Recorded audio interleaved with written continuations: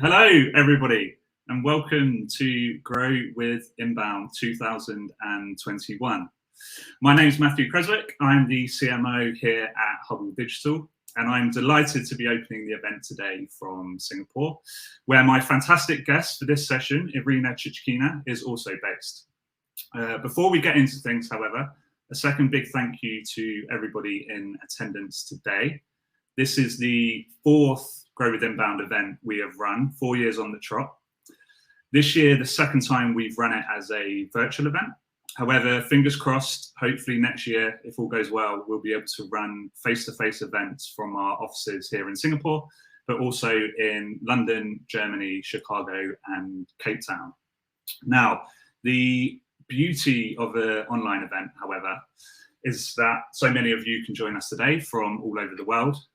Some of you have already started, but please go and put in the chat pane where you're currently joining from. Any questions you have throughout this session, any questions you have throughout the full day of Grow with Inbound, you can put in that chat pane. There's sessions running pretty much all day today. We'll hear from HubSpot's new CEO, Yamini Rangan. We'll hear from CRM and sales experts such as Phoebe Scott, such as Kyle Tate. We'll hear from Christian Kinnear and Gregor Hufenreiter, who head up HubSpot sales teams across EMEA, plus many, many more. But right here, right now, I'm joined by Irina Chuchkina.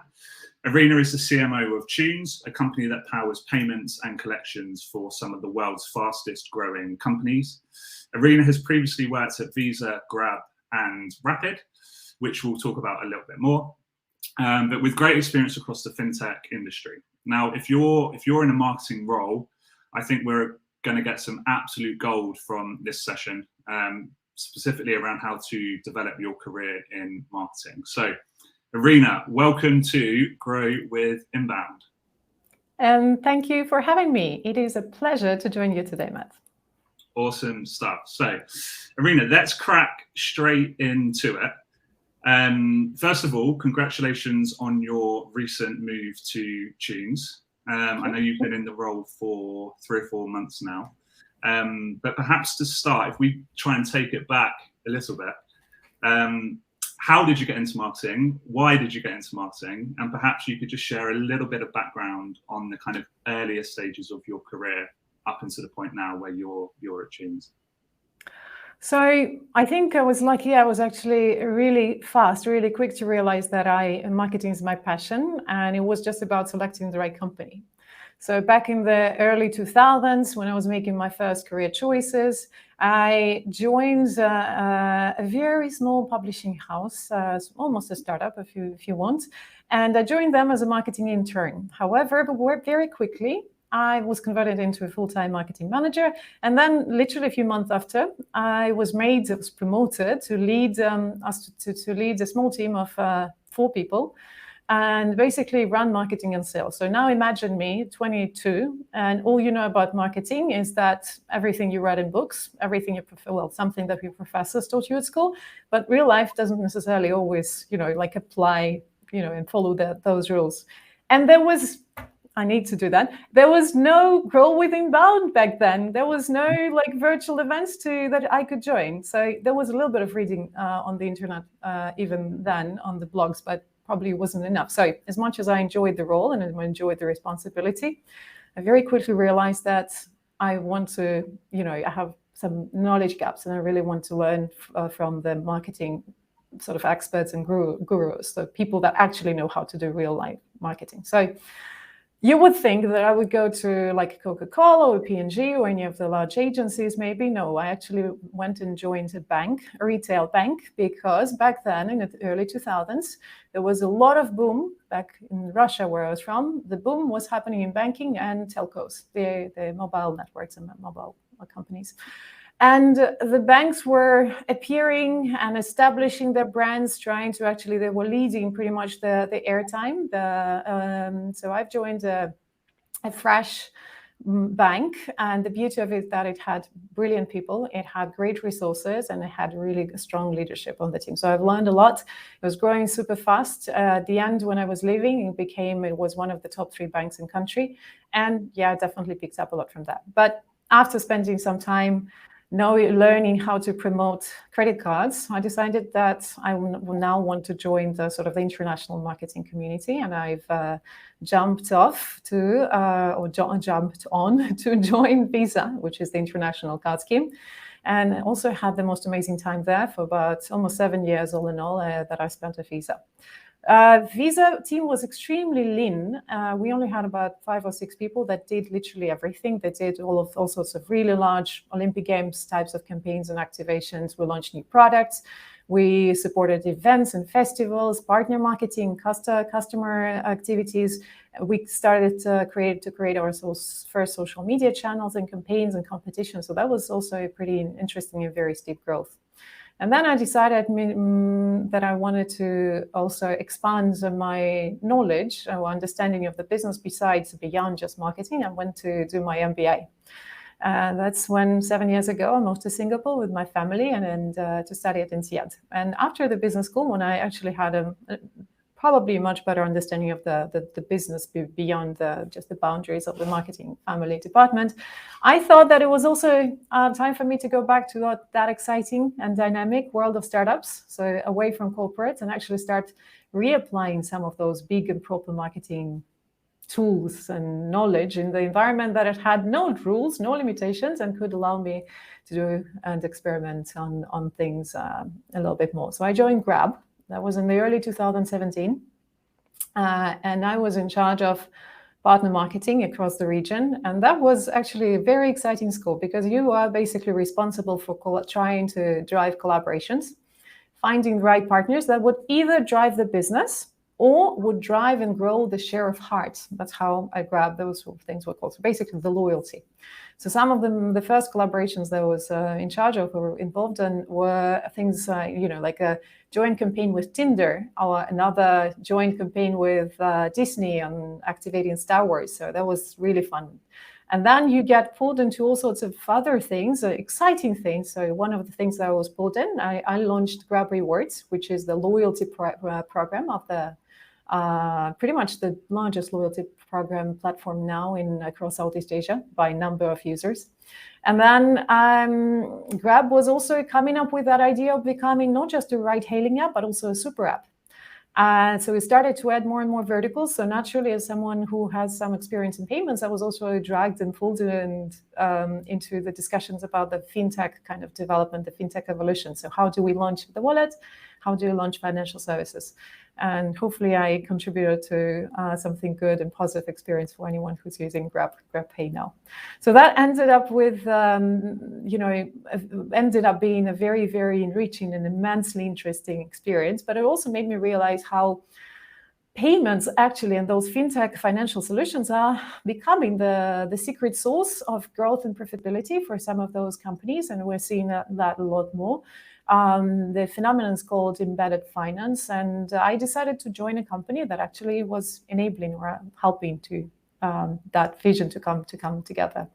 So I joined Rapid, which is a B2B fintech platform, and it was also back when it was just starting its journey in payments, white label sort of payment solutions. So I helped to grow its brand, establish its reputation to its current status. If you haven't heard of Rapid, it's a pretty decent, it's not probably coming to a decacorn right now. So the latest valuation that they announced was around 6 billion. And so imagine the company grew about 40 times in this 2.5, 3 years that I was part of it. And then I heard about an opportunity to join another payments brand and grow it and help it achieve its ambitions and become a CMO. And obviously it was a no-brainer because I was very familiar with the space and I could really apply all of those systems and frameworks. I had some battle scars for sure from those experiences, and I thought that would be a really good fit. So I spent some time speaking with the people, got really impressed by what I heard. Because as a marketer, you would want to join a company that has great stories, that would have really strong, business, strong potential, solid products, a good vision, very good customers ideally, so that you could tell those stories in a more powerful way. So what else to ask? So that's how I ended up being at Thunes. Amazing. And for those of you on the call who don't know who Grab are, they're essentially the Uber of Southeast Asia, in the sense that you can hail a grab, order food, do your shopping, anything on there. So that must have been quite a journey, kind of going through that growth, especially the partnership with Tinder at the time.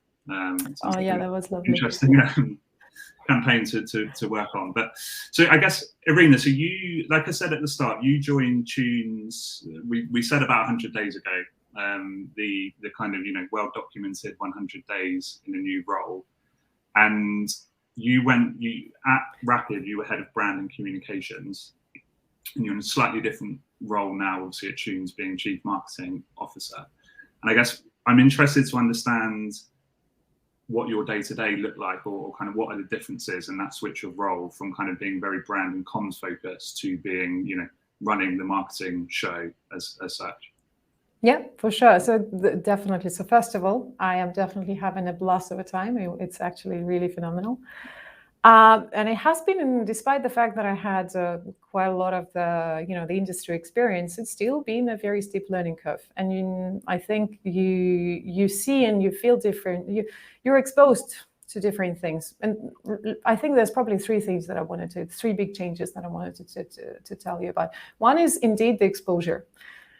As you become one level up and you become pretty much part of that management team, you are exposed to a lot more of the things that happen with the company, a lot more things that happen in other business functions. What is the context of those decisions? You get more data points, which is massively helpful because it helps you to make better decisions about things and connect a little bit of those dots. But you also get copied on quite a lot of emails. You have to read fast. You have to read, absorb, react. You have to comment. You have to see the gaps. Hopefully, connect some of those dots and identify synergies wherever possible. And that's the first thing that happens. So it's just the speed and the pace and the exposure. The second thing is which is about prioritization. So once you get kind of exposed to all of those things and you start feeling demand for the function, it all becomes to, the most important skill that you will have is the resource management, prioritization. So imagine you have, $100, you have 1 week, and you have 15 requests for support from all the different functions, from tech, from network, from business, from sales, from products, from senior leadership, from HR.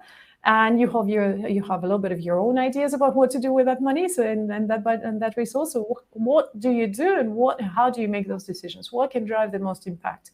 Which activity or combination of activities actually can have the highest possible outcome? And so what I've been trying to do as much as possible is to try to kill as many birds with one stone as possible, and try to drive activities or prioritize activities that will help not just one region, but ideally the whole world, and also not just one function, but ideally a few of them simultaneously. So looking for efficiency, scalability, looking for impact. And the third thing is probably the big change is communication. Communication across all the different levels, so upwards, downwards, lateral communication. Even just within the team, basically you're not doing things with your own hands anymore. You are pretty much, mostly, you still do, but of course, but your most important role is to provide direction, provide guidance, provide feedback. And how it's important is your inputs can create value. Your battle scars and that experience that you have can really make a difference. But I think what's most important is to sort of not teach, but to pass on the logic to help the people make their own decisions next time they have the same issue, so that instead of editing the text, you should be able to give and communicate context or the logic, so that, again, it's important not to slow down things, because the moment when you step in or people wait for you to step in, that's when things stop running. You create a bottleneck. So how do you avoid creating that bottleneck and pass on the valuable experience? These are some of the things that I've noticed. Amazing. And so, Irina, you touched on kind of internal communications then, which is something I was going to reference later, but how have you found kind of your role and the focus on internal communications, being a bit of a change from Rapid to Thunes, and I guess I'm thinking, how Thunes has 300 employees and growing or so. Yep. How, as the head of marketing department, do you ensure everyone's speaking the same language? There must be quite a lot of people speaking to external people throughout the company. How do you kind of get everyone on the same page, that there's a consistent message, I guess, across everything that's going on? So still trying to figure out the right the right language. But I think one of the first things that I've put together was a quick list of fact sheet. These are the most important things about Thunes. This is how we describe ourselves. These are some of the data points that can be shared externally.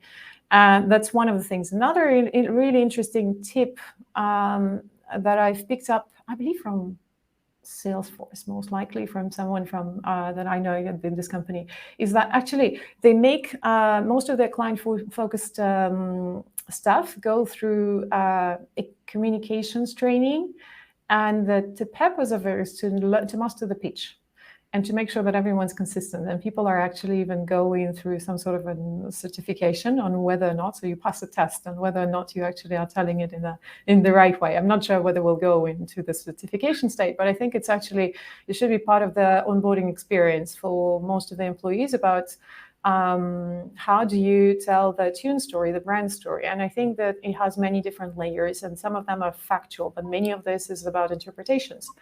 So this is an important piece that I'm currently working on, a sort of a media training for the top 15 people within the company that are actually spokespeople, but also for the rest of them as a video, whatever, all part of the onboarding experience. And how do we streamline that narrative? I'm also lucky to have a great partner. We have actually someone who looks after internal communications, a lady called Amanda, who shares all of those insights and brings everyone together. And funnily enough, the pandemic is helpful because it's easier to do these things on, some of those social and digital internal channels, such as Slack and Confluence, rather than sometimes actually gathering everyone in the physical space. Confluence is one of my favorite tools. Generally, I'm not sure if you're familiar, but Confluence is an Atlassian, right? Sort of a version of a Wikipedia where every function within the company can, it's like a internal portal where you can share the information about the status of the projects, but you can pretty much create so much transparency. There's massive value in that. So a combination of all of those tools, on-demand tools wherever possible, is what is helping us to hopefully achieve the goals. And I think one other aspect that marketeers need to think about is, or maybe that is kind of connected, is employee advocacy. How do we not just communicate to our employees, but one of the things that I've learned in the past couple of years is employees can really be the brand advocates. They can share the stories as efficiently, or actually even sometimes with even more impact than your own channels and your own communication and your own content pieces and campaigns.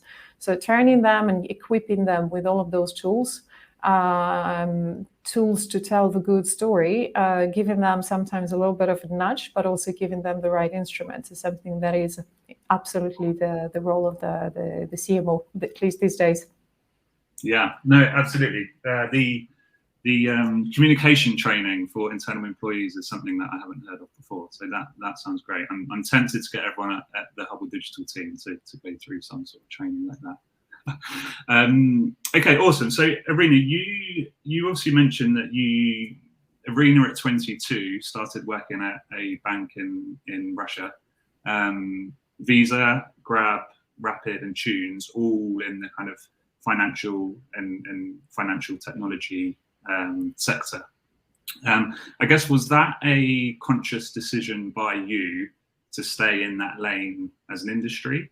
I guess for those people on the call looking, maybe starting their marketing career, would you say that was a positive, that you've kind of chosen an industry, stayed in the industry, and become an expert in the industry, as opposed to kind of moving around separate industries? And what effect do you think that's had on your career so far? Okay, sure. So look, I've mentioned that a grab, I was in charge of partner marketing. In fact, even at Visa, most of the 7 years was actually exposed to, I was basically in the sort of client-facing partner relations role still within the marketing organization. And that helped me a lot. So it was a conscious decision and a choice for me to build on my strength.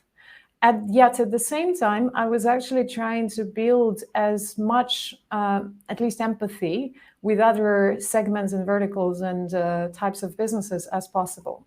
So it's more I can't say that I was curious about all the other businesses as well, but I was trying to apply that curiosity in order to drive collaborations and those kind of the partnerships. So in fact, my honest opinion is that the more domains you collect, the better. The more of those industries, sort of, whether it's verticals or functions, the more connections with them, the more experience you have with them, the better. There is a quote, as they say, is that if you want to connect the dots, you have to collect the dots. So that collection of the dots is going to probably bring you to a much more the bigger picture. Will give you your dots, your this painting, the image, the sketch with it will be probably fuller and more detailed.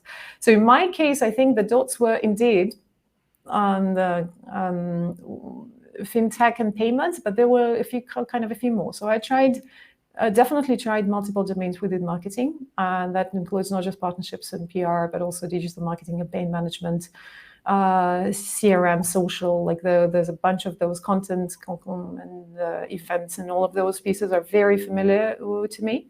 I worked at both corporates and startups, which is helpful as well, because again, corporates and startups usually are a little bit like water and oil.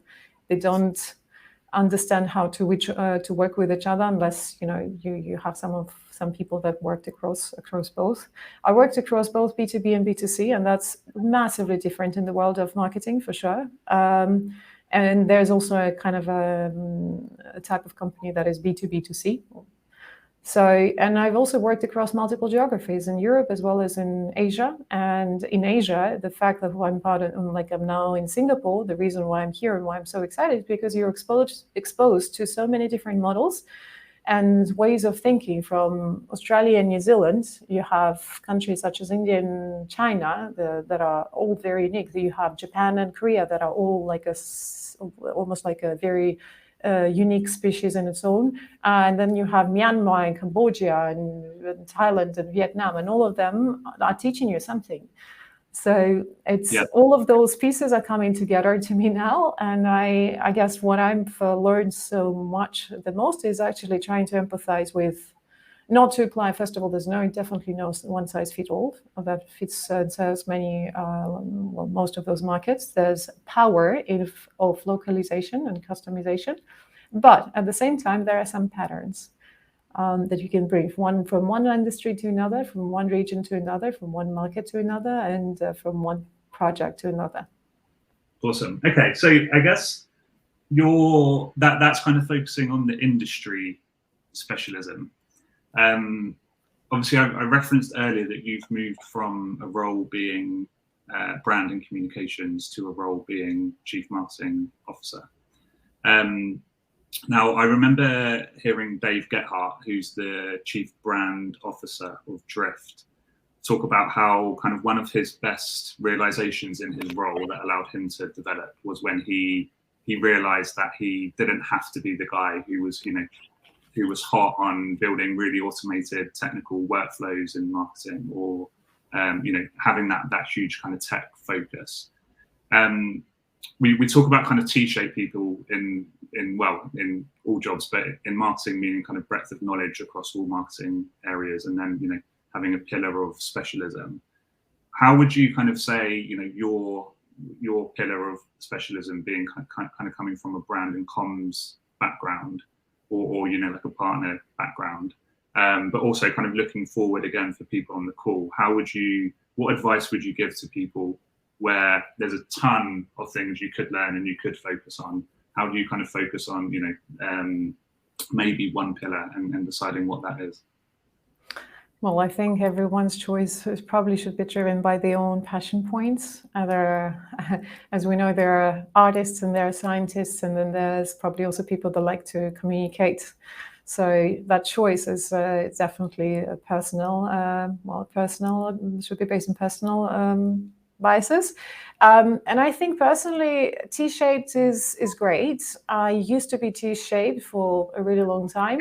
So again, trying to embrace the diversity of the world and trying to empathize with all of those other business functions. So, but I like hiring T-shaped people for sure, that really understand how other functions work within the marketing organization. But now I guess I'm becoming a little bit of an X-shaped. I think there's a term for those as well. So I'm a generalist. I understand marketing. I can build a function. I know how to build quite a few sub-functions within marketing, but my focus is now increasingly becoming on connecting marketing with business and developing leadership abilities. So you're upwards stream, then there's downwards, and it's multi-directional a little bit. So and as a leader, you are less relying on your area of regional expertise, but you're sort of trying to connect things together, again, upwards, laterally, diagonally, downwards for sure. So that's, I guess, the new personality type that I've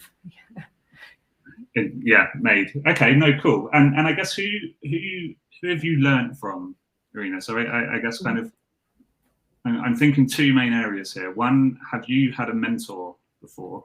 And secondly, kind of from people you've worked under, mainly kind of CEOs, leadership teams. Who would you say you've took your kind of main inspiration and kind of education from along the way?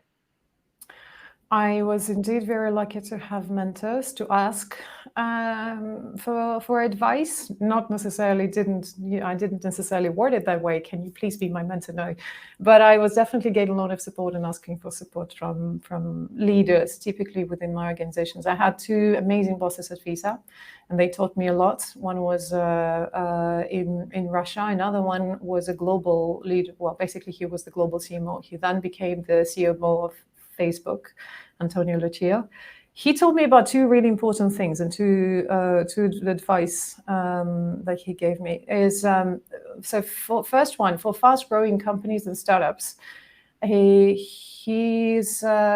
was advising me to very quickly find and build a connection between activity and campaign and the result, to create attribution. And that attribution shouldn't be just in engagement score or something. It has to be really all the way down to the business impact, and that helps and massively, both for your effectiveness and to improve in your activities, but also for internal communication with your business leaders. It's really critical for success. The second piece of advice that he gave to me was about really trying to define the purpose of the brand and its values.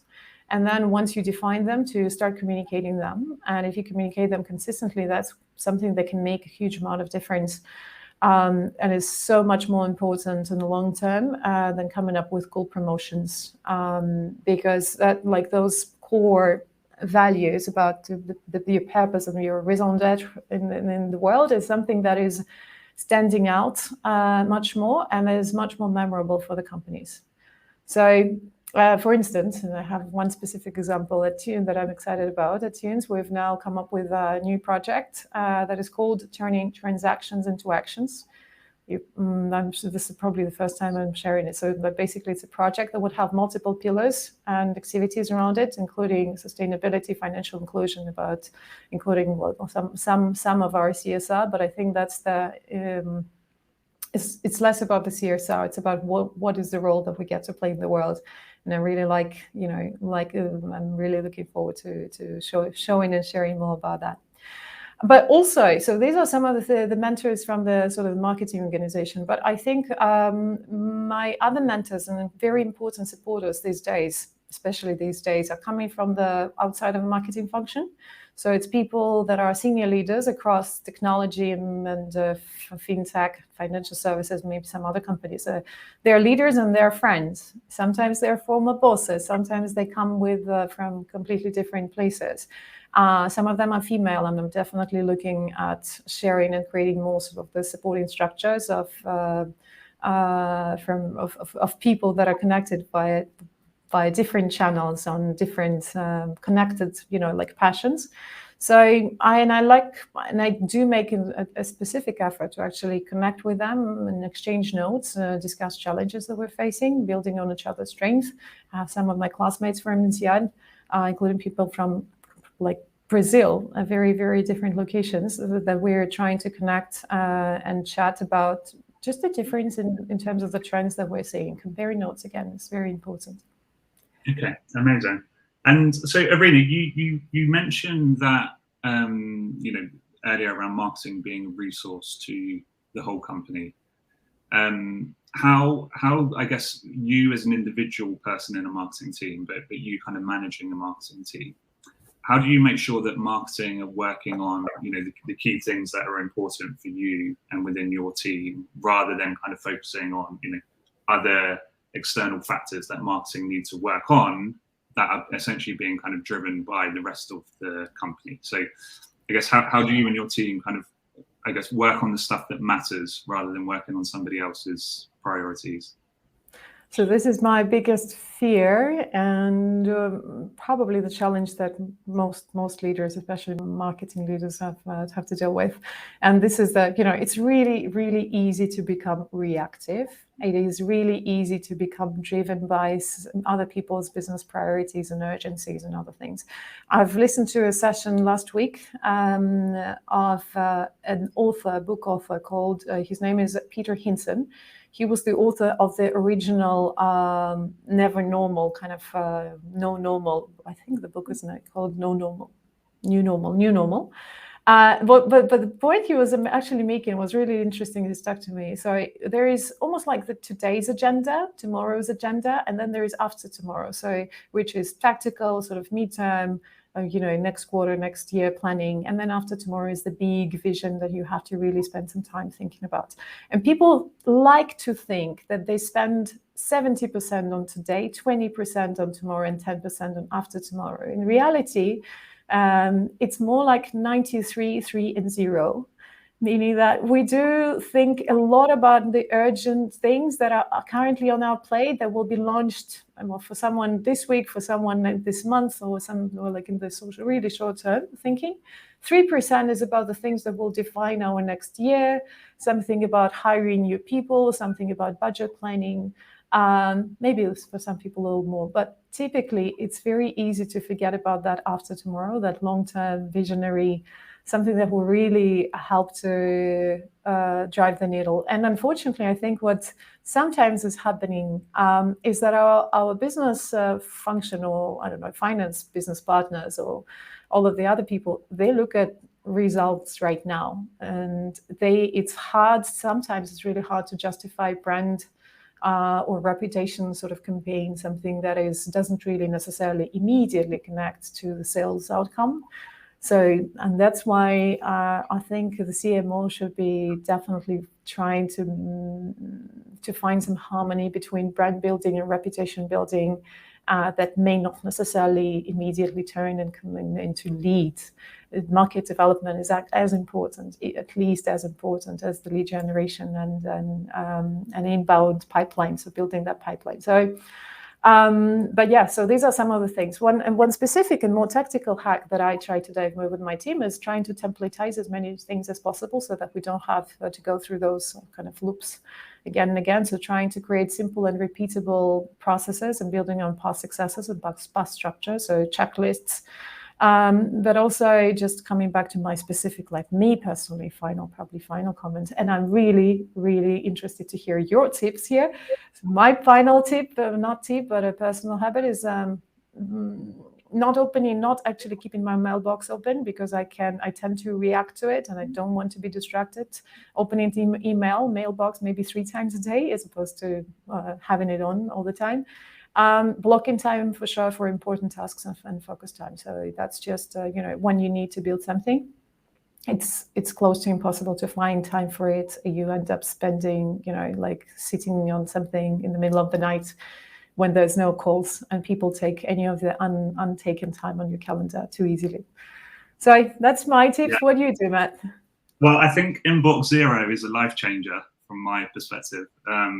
absolutely, and using your calendar as your best tool. But I think one of the best bits of advice I received, especially in marketing, is that you're always going to have, say, 100 things that you need to do.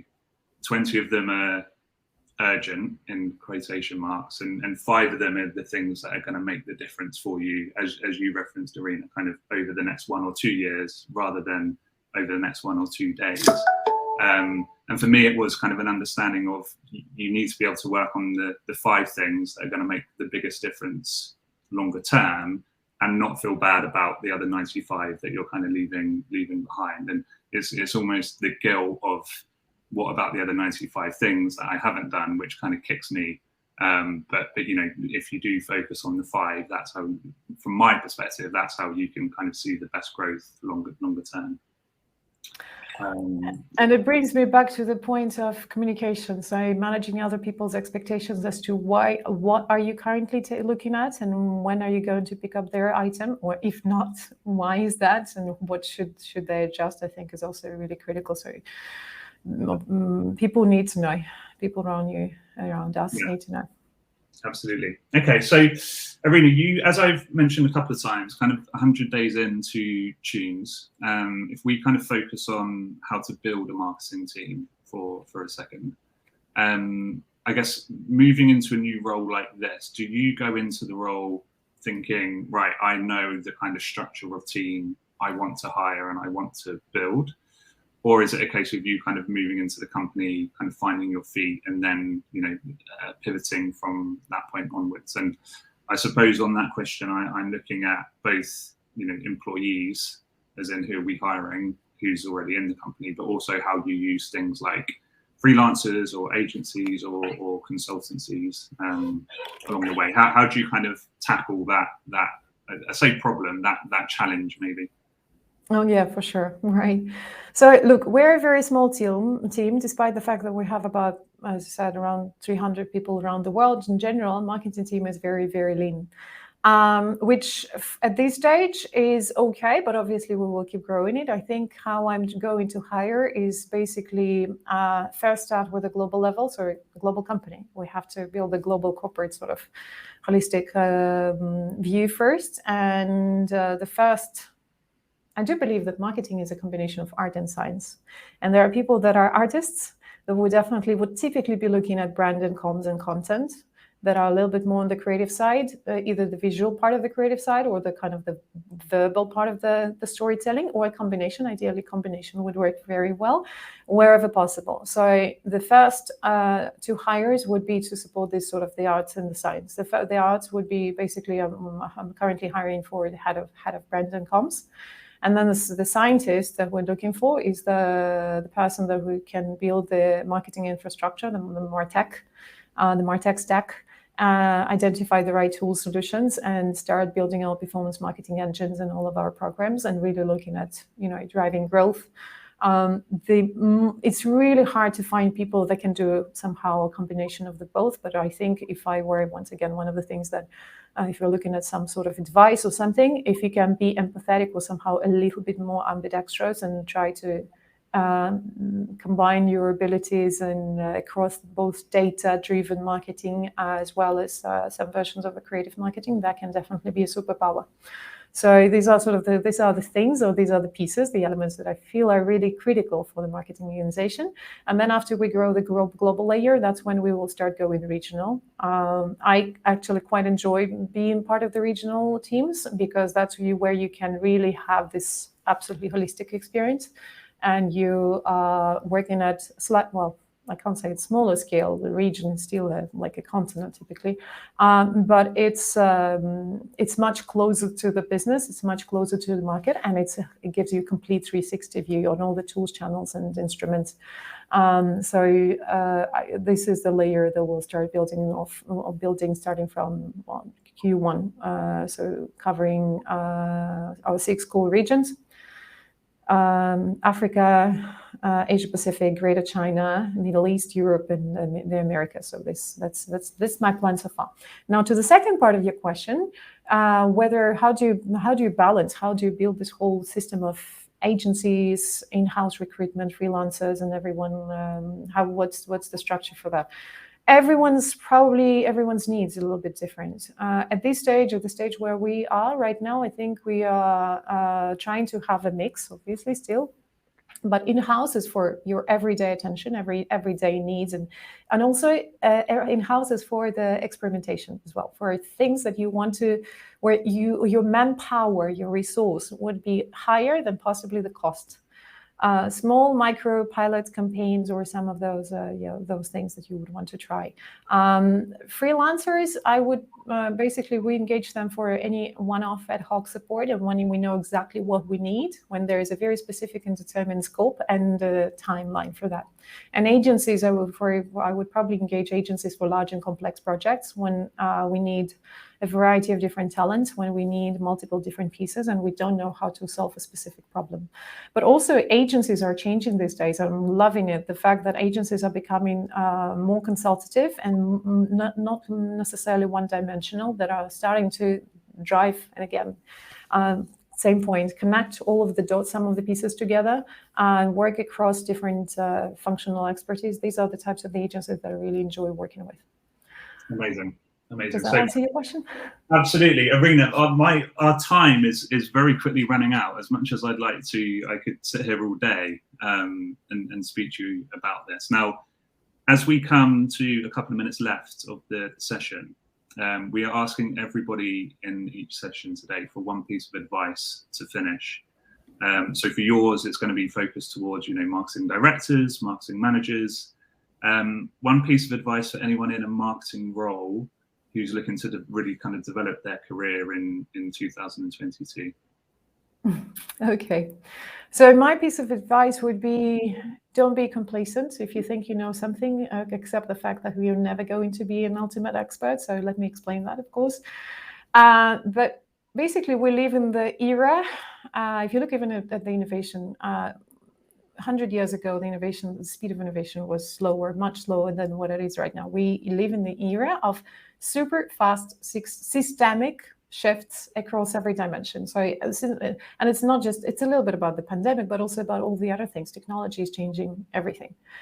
So new industries emerge, new companies emerge, new trends emerge, and they emerge from familiar places, but they are also born from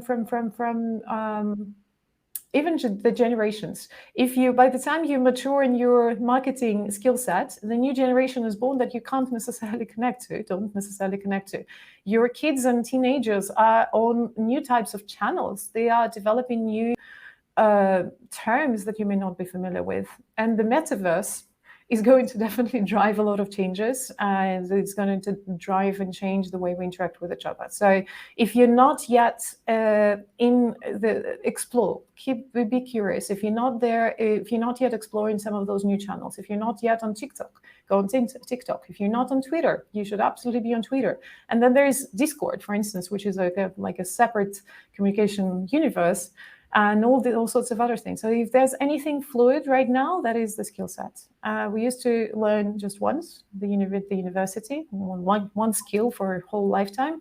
It's not that case anymore. We are now in the reality in this future where we need and we must learn continuously. I don't call myself at least I should not call myself an expert. Learn, like to learn, love to learn, and that's going to bring you to those fabulous destinations. Amazing. Irina, no, sorry, after you. No, growth with Inbound, growth with Huble, and all of this. Yeah, so this is an amazing opportunity to learn as well. Thank you, Irina, and I look forward to seeing you in the metaverse in a few years time. But sadly, that's all we have time for today. Thanks very much, Irina, first of all, for a fantastic session. I guarantee a lot of people watching this would have got a lot of advice from your experience for that. So thank you very much. A big thank you to everyone who's still on the line with us. If you stay on the line on Hopin, I'll be speaking with David Falame, who Irina knows very well. David is the Director of Marketing on the Bench, and we will be talking about all things lead generation going into 2022. So thank you again, Irina. Thank you very much. Thank you, Matt. And I'm zooming in now for the next session. Thank you. Awesome. Thanks Thanks, everyone. everybody. Bye.